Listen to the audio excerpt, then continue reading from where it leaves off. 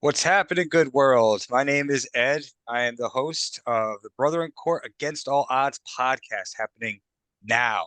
I am with two comrades in this brutal fight of talk of things to come, things that are happening, and things that we foresee must happen. With me, I have Von the Don, Big Kurt. Hey, yo. I have Jay Cordone, aka the smoothest of them all. What up, people? Yeah, so there's a lot that we're going to try to break down in this short time. So we're going to do our best. If we run off on a tangent, excuse us, but we care. We actually get excited about this stuff, unlike some of you that listen to us. So get excited. But yeah, so let's just kind of like rock right into what we like to call the three kingdoms. I think that that's a good starting point. There's three teams that we kind of want to touch upon and why and what we feel needs to happen. So first, let's run it with John. How you feeling? Well, you forgot to say uh, and Kings County, which is ironic because it's kind of the point. That segment is Three Kingdoms in Kings County because Yeah. our own personal teams are, as you can see with Bonnie, the Lakers, Eddie, the Spurs, and Danny, who is not with us, a Celtics fan, still hurting over the Marcus Smart trade. So he'll be back with us again soon. But unfortunately, that boy is in the state. So back to Brooklyn and the County of Kings. Um, Obviously, the draft went off. I was hoping we'd trade up a little bit. That didn't seem to happen. Cameron Moore's falling. I was crossing my fingers. Get a top five, top eight talent, pretty undisputed before the draft in the 20s. That would have been crazy. But the two guys we did end up getting, Noah Clowney and Derek Whitehead, I feel really good about it. Whitehead's hurt, but they're saying his injury is pretty similar to Levert's, and so that our medical staff feels pretty comfortable with it. You get two versatile wings, fit the mold of the team, seem like good guys, and then you go and get Jalen Wilson. He scored 20 points, a little bit more of an upperclassman. So I felt really good about that. Um, as far as the offseason goes, sounds like we're going to match any offer for Cam Johnson in this case. A lot of Cams getting thrown around. Um, but so I'm excited for that. Going to be interesting to see what we're going to do. Doesn't sound like Dame's going anywhere. Um, Again, I love the idea of potentially Levine. Rumors are that the Bulls want more than the Wizards got for Bradley Beal. Technically, that ended up being Jordan Poole, but I'm looking at the CP3 trade and saying it could be better than that. Um, Yeah, absolutely. Something's still, in play. I haven't seen him linked to anyone in particular, other than a, report that we were involved and interested, I guess. But we'll see. But that's basically it. I did want to see us trade up, maybe get a Buffkin or a Grady Dick, um, or even Jet Howard ended up going earlier than I expected. I also, not to cut you off, Yeah. when we talk about Grady, just make sure we all say his full name. We don't we don't I don't want to see any of us trending for all the wrong reasons like Fat Joe was. Yesterday's price. Right. Yeah. Nah. It could get a little confusing out here. Magic almost did something really interesting, and they went in another direction. Falling in they heard about my dynasty draft, going with Anthony Black in the first round and Chet Howard in the second. Um, well, second 10 picks. Um, but they could have went another way, and people would have been really interested with that tandem of Suggs and Anthony Grady. But we won't go there. We will move over to the Laker Nation, and hear what Vonnie thinks about his draft. And All right. The Lakers. Where to go with this? So I guess today we made it official. We did sign, or was it yesterday? Vanderbilt, which I personally love. Um, I feel like um, getting him to have a full offseason with the team is going to be huge. Now they also extended offers to Rui and Austin Reeves. I would expect both of those guys to sign too.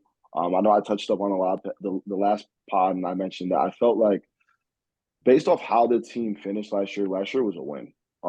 And I think that from that perspective, we can be optimistic to run it back because those guys they only got 3 months to gel. So now you give them a full offseason, a full season, and I think that maybe you add a piece or two to that mix, and now you can actually possibly be a contender. Because before the trade deadline, no one was talking about the Lakers winning anything. You know what I'm saying? So making it to the Western Conference Finals is huge. Can you expound a little bit, like what you mean as a dub for you guys last season? For someone that's not.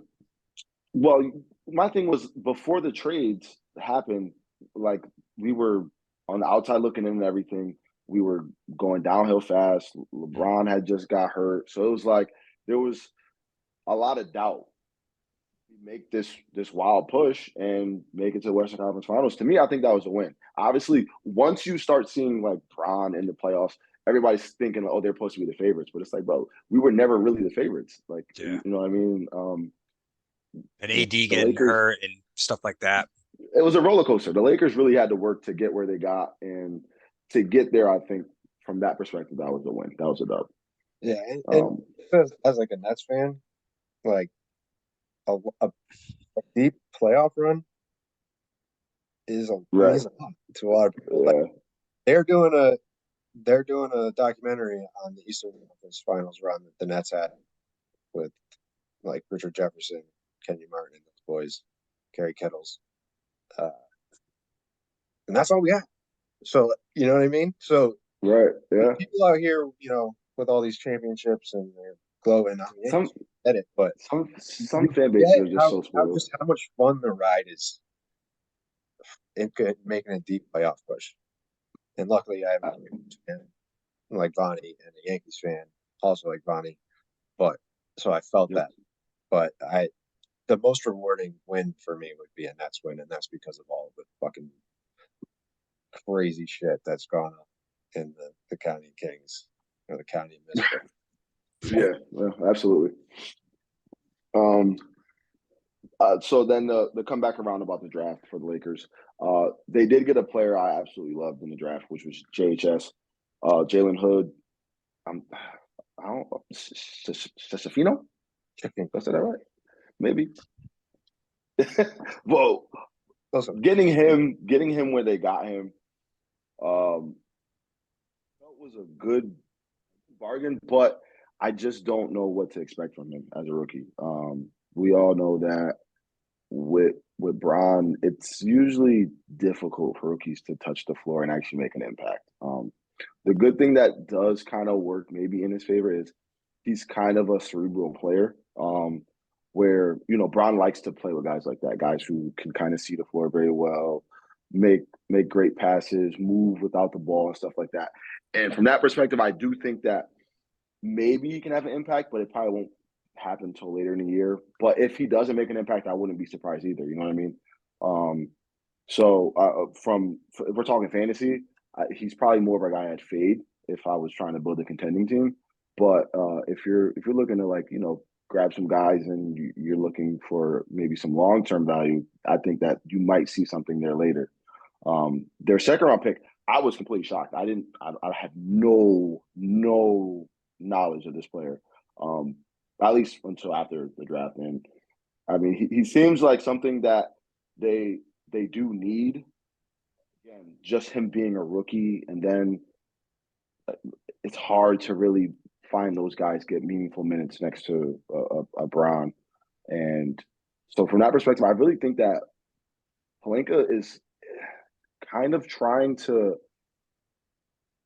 I guess, kind of like show his dominance still and show that, listen, yeah, we got LeBron, but I'm not fucking moving my pieces to just try to win right now and then possibly get fired the following year. You know what I mean? Because obviously he knows that there's a timetable on Brown. So I think that he's grabbing pieces and he's grabbing young guys that I think that he knows will be better a year, 2, 3 years from now, which is smart. it hurts because I do want to see Lakers like win something now because I want to see Bron get as many chips as possible. But from a general manager's perspective, I do think that Pelinka is playing his cards right, and um, the two players they got, I think they're going to be ecstatic about. But it's I don't think we're going to see anything from those guys this year. Just to be devil's advocate a bit, I mean, Jalen Hood, Shafino, it is. I was hoping he would go somewhere more like the Jazz or something that don't have a point guard, Right. or point forward in this case, where he could, because he's not the best shooter in the class. I was hoping. Nope. I didn't like the Lakers as a landing spot for a point guard because you didn't know what they were going to do with D'Lo and Schroeder. And I do think he comes in and he's a bigger Schroeder. Right. And I can see that. Plays pretty scrappy defense. He's athletic. He's tall. He can pass. So I think he is the type of guy that LeBron would like, which means maybe under his wing. We saw it with Chalmers a little bit. He could shoot a little bit better, but he wasn't necessarily the floor general that Shafino could be, Hood Shafino could be. And the other thing is that second unit is going to need someone. Yeah. So if it could potentially be him this year, and he was someone I did put money on for Rookie of the Year because the odds are crazy, like plus 12 or something like that. Because and this was before the draft, because I knew it would change afterwards. If he went somewhere great. And I think this isn't a taking him out of the running place. I think if he starts getting some run, it could be interesting. And Pelinka said something interesting during their opening conference with the two rookies. It looked like it rubbed Darvin Ham off the wrong way because he was like, "Well, we drafted these guys, and we drafted these guys because we think they can play now. So if they earn the playing time, I expect them to play." So, I mean, and I mean, from that perspective, there is. I mean, like I said, I can see it where he can play, but if I'm going off history, rookies typically don't get the burn with Bron. Yeah. But like I said, I love Jalen Hood's game. So there is a world where I do think that this can make sense. But then I think that like some pieces got to be moved. Like I would assume D'Lo probably doesn't come back then, because right now you're talking about a 8 to 9 man rotation of some hefty veterans, where it's going to be hard for me to see him just overtaking one of those guys' roles. Yeah, no, are saying D'Lo probably comes back. Schroeder's gone. He's in a potential 6-man type role, or at least the point guard off the bench. That's more the situation I'm talking about. But we have broken down already. Yeah, we broke down the Lakers pretty deep. Well, like I said, we get excited about this. Oh, we do. Yeah. So jump into the Spurs, Eddie, man. Let's hear about the young buck. Yeah, well, so I guess everyone knows by now that we got this rigged player, number one, right? No, so Wembenauer, and it's official. He's 7 foot, 3.5 inches tall. I believe that's what the official height on him is now, which is absurd. And yeah, I mean, there's a lot to unpackage in that. He is looked to be and sought to be that guy for years to come. So I'm really intrigued to see what Pop has in mind, building around him. How's that going to shake with everything that we already have developed? And also too, we grabbed what's it, Sisti in the second round pick, right? Yes. Yeah. And that I thought that was a pretty solid forward. I thought, in that round, that was another awesome pickup. I mean, everything was left to Wemby, and people were obviously eyeing him and drooling over him. But nonetheless, with that, we have a young team, and in depth, vets. That's something to be looked at. I also believe that with a player like Wemby and just the youth in general, there's got to be some sort of direction, not just coaching, but players on the court that, have had exposure in playoffs and so on and so forth that could help. Hey, this is what you might be looking for. This is the vision you need to be on. This is how, you need to pace yourself, so on and so forth. And another point too is locking in a PG. Trey is out there. To be determined, right? Cap space. And that's an issue, folks. That's an issue. Again, we have a lot of great players, a lot, but who's going to fit where, how things are going to develop, and especially if we want to contend. I think to really hone in on that is something that this offspring is going to kind of uh, bring to fruition.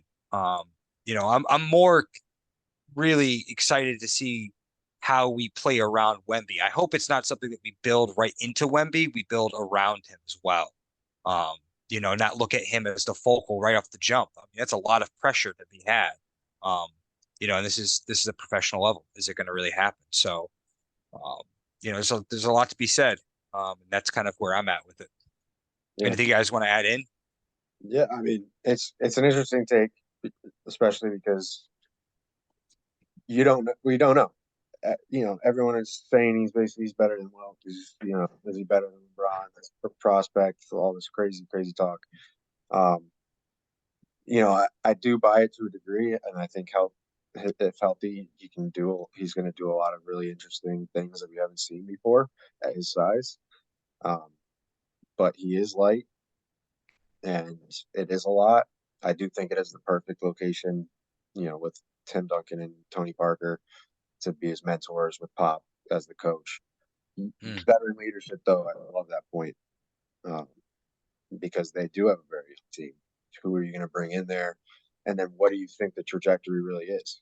Can you contend? correct. Can you truly contend this year? There were jokes about Dame going down there, but is that, you know, they are a team assets to pull something like that off. Is it aggressive? Sure. But if you really Yeah. believe the guy, you don't want to waste years. Well, I mean, the language around Wemby's aggressive. I mean, they're Yeah. comparing him already without stepping foot on the court, Yeah. to the greats.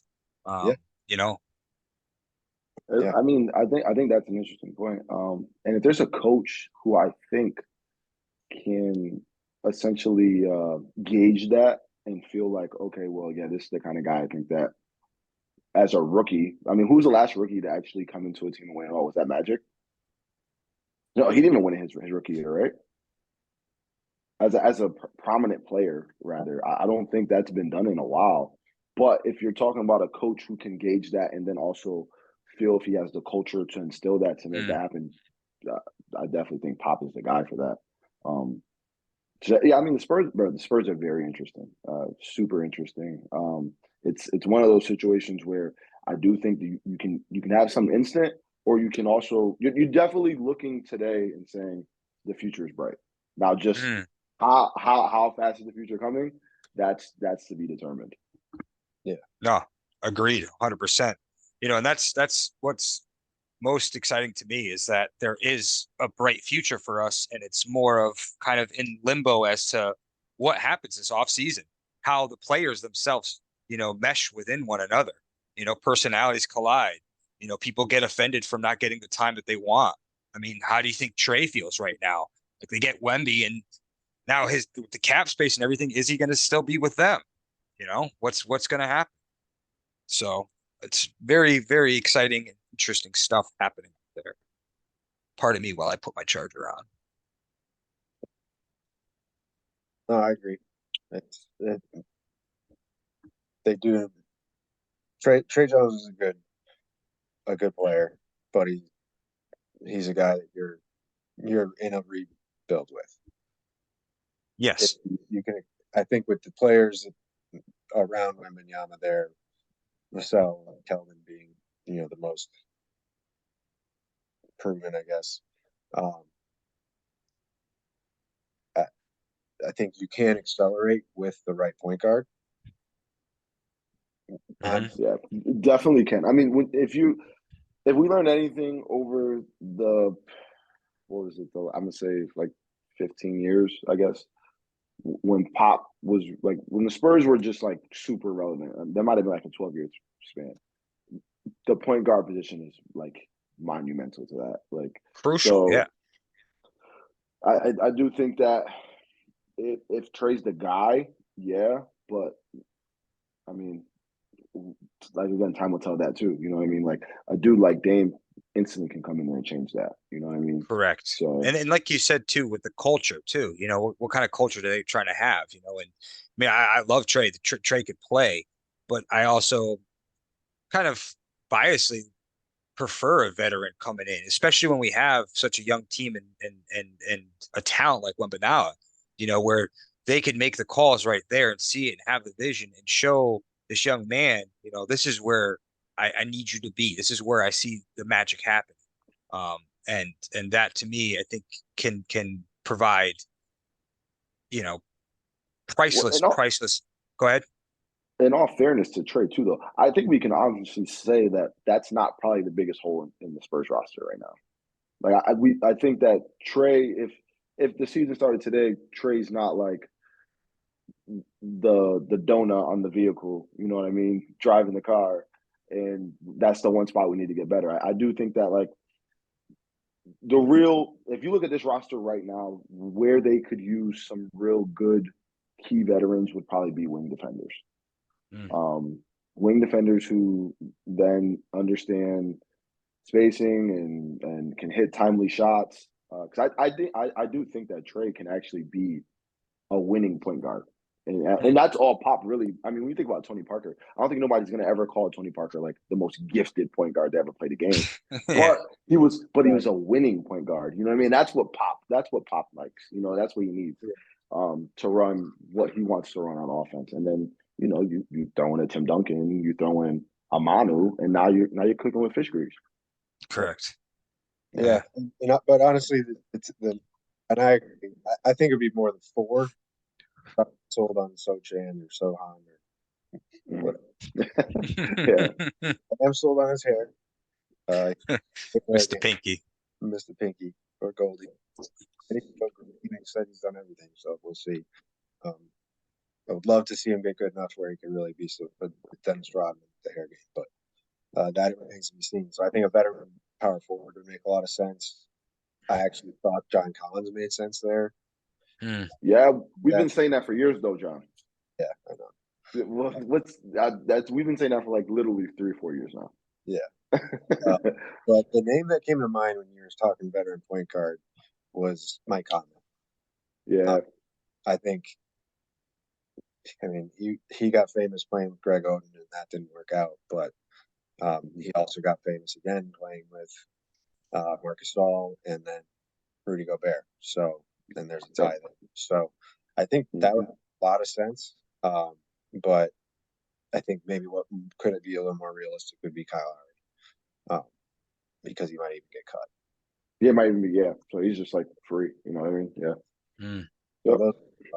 But yeah, I mean, shit, even Kevin Love's ass or something like that, for the four, for a more vet guy there. Maybe someone with more defense, so PJ Tucker. Very for early in time's the sake. offseason.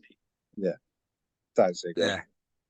Yeah, with time's sake, we've covered a lot, and I think we could conclude really with the three kingdoms and the three different counties that there's a lot to be said, a lot to be looked at, and a lot to be sought after. With all of our teams and everyone out there, there's a lot of moving parts, and that's why we're here trying to offer you the latest and greatest. So yeah, let's kind of as quick as we can. Any like wins or losses or key moves that happened with this draft that we want to touch upon that we didn't really speak on. On the draft, the big one that's like really right in the forefront of my forehead is the Kings just unloading so much money. And for me, it's like because the Kings are one of those teams that are just very fascinating to watch right now. Very young team, and they were super exciting to watch during the playoffs. They've got a point guard who's I think he's on the verge of like stardom to be a superstar, and clearing that kind of money, I think says that they're looking for another max contract. Now, how they go about doing that, that's the part that's like weird because it's like there's only so many names that have been like thrown out there that are like guys that are being shopped. So that's I mean I have no one to really throw out there to say that they're going to the Kings, but like they're a team that I'm watching very closely. Yeah, I really appeal to the Kings. I think we might even talked about that last time. Yep. Yep. I agree. I think one of the most interesting things to me is the deal that wasn't made, and that Scoot Henderson's still a Blazer as Damian Lillard, and I think Scoot is a generational talent. I think it's overshadowed by Wembanyama, literally and figuratively. Yeah. Like he played 2 years in the G League, and you know, like Dyson Daniels is a solid player. Marjan Beauchamp looks to be a pretty solid player. He was better than them last year, and he had another year to improve. He's got a 6'9" wingspan at 6'2", and jumped in the gym like it, he's everything. Yeah. So he's yoked up really too. stays, and they can He's yoked. make Draymond or Pete or Paul George or you know. It seems like the center market's drying up. We talked about Brook Lopez a lot. It seems like he's just going to go back to the Bucks. Vucevic seems like he's just going back to the Bulls. So Yep, that's official. That already happened. that happened. That happened today. Yeah, he signed a 3-year, $60 million deal. Mm. So that basically leaves Jakob Poeltl, which would be interesting. They do have Nurk, but he is always hurt, and you need always hurt. You need one more big. He actually did play. To his credit, play. he did play 70 games last year, I think, or he played pretty damn close to 70, which was and great for him. Yeah. We've seen sometimes bigs they get hurt, they can't get right, but when they get right, they get right. It happened with Brooke. It happened with Grant even. It happened with Porzingis. Not for Danny. For his sake, right? And yeah, because if he gets hurt this year, he's gonna be to the moon. We'll never get him back. Yeah. Marcus, no. Yeah, no, I really think that Scoot is going to be really interesting, and if Dame stays there, they could be a really fun team to watch this year. But other than that, I did love the Magic's moves because I as I mentioned last pod, I love Anthony Black's game. I think he's a fierce competitor. He showed that in the playoffs. And I love Jet Howard. I think. I mean, the kid. He's just one of those pros. He comes off as one of those kind of guys. Yeah. His dad is a pro's pro. And he went and he got coached. Right. And he's talking about who do you like, who are some of the people that have your back in the league, basically. Dwayne Wade, James Johnson, yada. So the guy, he has everything he needs with his jump shot, his size, his bloodline, and the people in his corner to keep him to make sure that he's working to the point that he needs to work. Because that's what it comes down to. You either put in that work or you don't, and you're buns. And that's basically what PG and DeMar Rosen said on their podcast. It's like half these guys, they're just as talented, they're just as tall, but they don't put the work in. And I think Jack do that. So love the Magic as winners. Love the Spurs as winners, obviously. But yeah, I think the Magic did well. I don't know what they're point guards behind Anthony Black. That's gonna be a little interesting, but a lot. I mean, they're so deep at that position. They're almost too deep, though. They're too deep at every position, almost. Yeah, but they have something's got to give there. Yeah, but they have a pretty solid starting five now, if you consider Anthony Black, Jet Howard, Wendell Carter, now backwards, Franz, and Paolo. Thank you. Yeah. So that's a pretty good starting five, depending on where Paolo's probably the 4 and Franz is the 3. But if that's what you're building around, that's pretty sick. And then Cole Anthony, Fultz, Suggs. You got to figure out what's good with them, but you can potentially really fill the team with good role players that fit that core, and I think that's sick. Yeah, I agree. I agree with that. Excellent.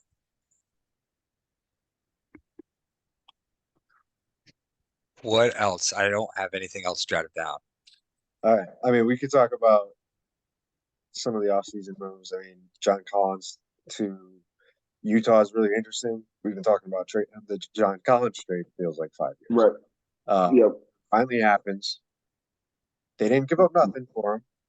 So I've read, like, somebody wrote it, like, it seems like they like the player. They believe in the player, which I think is great because I felt that he needed to go to a place that believed in him. It's clear the Hawks didn't. Right.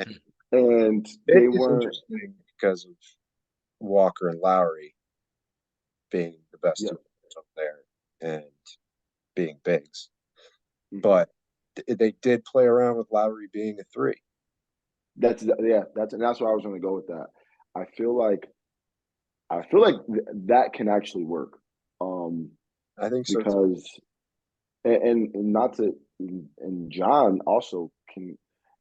Unfortunately, the Hawks didn't allow him to do that. I mean, he also didn't help himself by going backwards in the three ball field goal percentage.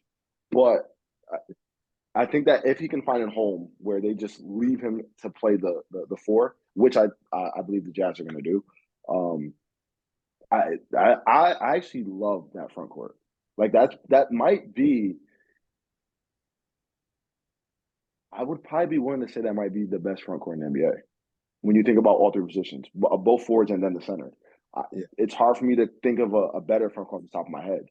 And the big thing now with Utah is figuring out who's going to be the point guard. I like Sexton, but Sexton was never one of those kind of guards. Like, he was never a pass first. And I think when you have a front court like that, you definitely want to have a distributor. You want to have a guy who's known to probably push up north of like eight assists a game, where, Sexton's kind of like looking to get his bucket as well. And but there was that rumor though that they were looking to move him, which would make a lot of sense. But then again, it's like, okay, well, it's not like anybody's really just out there shipping point guards like that. So there's supposedly a rumor that the Cavs are looking to ship Garland, which that'd be crazy because I don't see a world where they would do that. I saw that today that they are, so I think that could be a non-thing. Okay, word. Yeah, because it didn't. That'd be a little wild. Wow, that'd be wild, way too wild. Yeah, because you know what? This is a good segue into this one, but somebody did a 2K sim for Bleacher Report that was posted today, and sorry, I don't know off the top of my head, guy.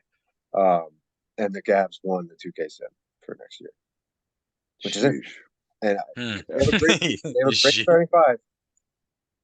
Or actually, that's another team with a really good like solid wings. I mean, I love Karis LeVert, but Okoro solid as a starter, defensive, yada yada. He's not what we thought he might be yet, but he's still young, and they can add him. But that's it. I mean, that team is sick. You have two of the best. I mean, the best young. I mean, it depends on what positions you're saying Laurie is, but Jared Allen and Evan Mobley are first, as are Donovan Mitchell and Garland. Yeah. So they're an interesting team,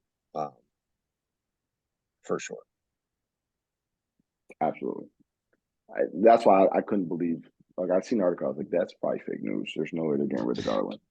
Because, like I said, I mean, when you think about, like you just said, you named that roster, you need a distributing point guard that wants to, defer to a Mitchell, defer to Mobley. And I think that's what the Jazz kind of need right now. They probably need a guard that can do the same thing, which kind of makes Orlando interesting if they can maybe poach Cole Anthony away. Yeah. No, I like that. That would be actually. I'd like that. I like that for Cole Anthony, and I'd like that for Utah going forward. Yeah, I mean, truthfully, I wanted. Sorry, at the end. I wanted Anthony Black to go to Utah. Bad. I thought Yeah, that'd have been fire. Yeah, fit that'd have been fire. for him. Well, I was just going to bring up the point you made earlier, Kurt, where Kyle's out on free agency. Would you ever think that they might grab him just as a I could see that, but he buffer? wouldn't. He wouldn't like. I'm not saying long term, but something to keep him moving. You Right. know, Yeah. Exactly. trades From that happen. standpoint. Yeah. Yeah, From that standpoint, yeah, absolutely. yeah. But it But wouldn't. Yeah, it wouldn't excite me because the team's so young. Yeah, But yeah, it takes away sometimes you from do. that.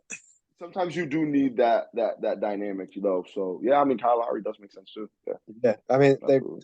they were playing great. They came out of the gates like crazy. The one thing Yeah. that I saw a report that Laurie got drafted by I think it's the Swedish, or he has to Yeah. do Yeah. He his has to do his military time. Yeah. military time. That's coming. Yeah. Yeah. That's an interesting aspect to all of this. Uh, I don't think there's actually a time frame on that. So Well, no, I've got Lowry in Dynasty, so I've had to read up on it to make sure I was doing my due diligence on him. I guess he'll definitely be back before the regular season. So yeah, that was good to know. there's probably He looks great. He looks crazy now though. He had to shave his head. It's crazy. I think he's gonna come back with the fade and he's gonna look like Andre Kirilenko. probably It's gonna look crazy. full evolution mode. Charizard. Yeah. I gotta say, I gotta give it to Jazz's office because, like, from everything that shipped out last year and whatnot, and what they did, I mean, it's insane. And to see them now in this position and going forward, it's like, wow. Um, Yeah. they're cooking with some gas over there for Yeah. sure. And not to go without mentioning him, they did bring Keontae George. He wasn't my favorite prospect coming in, because they're doing. of efficiency. But then you ask me how I feel about Cam Thomas, and I would tell you he's great. And it's a similar it's a similar prospect profile, is what I'm trying to say. Right. He was on a team that plays fast, and irrational confidence isn't a bad thing. And You need it to play in NBA, absolutely, to even last. so I think, he could be the guy that is in the perfect position to grow with a team that seems to have a really good core of front court depth. I mean, they brought in Taylor Hendricks. We didn't even mention him to add to that front court depth as a 6'9" shot blocker who shoots threes. I mean, they could be pretty fierce. I mean, the 2K strategy is always 4 bigs. And get them all on the floor at once. Wild. Every once in a while. But Yeah. I know we're nearing time. But the Jazz